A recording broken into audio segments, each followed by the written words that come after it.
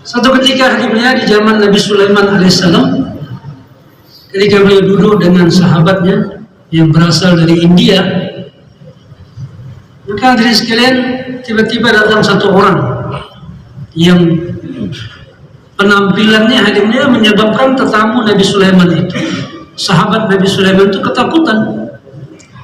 Karena dia merasa takut, maka dia mengatakan kepada Nabi Sulaiman, "Wahai Nabi Allah, tolong hantarkan aku segera pulang ke kampung."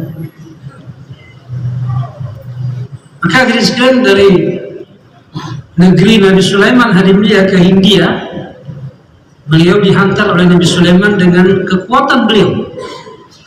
Karena beliau hadimnya adalah raja terbesar yang pernah Allah ciptakan di muka bumi ini.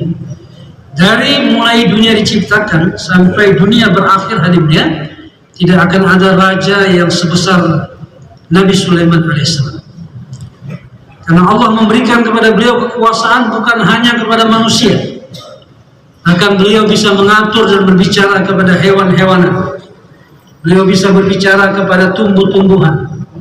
Bahkan beliau bisa memerintahkan angin, memerintahkan jin. Tidak ada hadimnya kerajaan yang sebesar itu. Maka Nabi Sulaiman hadimnya memerintahkan tentaranya untuk menghantar sahabatnya tadi kembali ke kampungnya. Begitu sampai hadimnya di kampungnya, dia membuka pintu rumahnya, masuk ke dalam rumahnya. Dia melihat orang yang tadi dia lihat ketakutan, yang dia merasa takut melihatnya di kerajaan Nabi Sulaiman, sekarang sudah berada di rumahnya. Maka dia bertanya, "Siapa engkau?" Dia mengatakan, "Aku ini adalah malaikat Israel.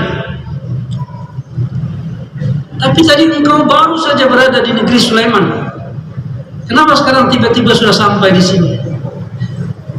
Maka malaikat mengatakan, "Aku tadi juga heran, karena dalam catatanku engkau dicabut nyawamu di rumahmu. Tetapi kenapa engkau dekat-dekat kematian masih di negeri Nabi Sulaiman?"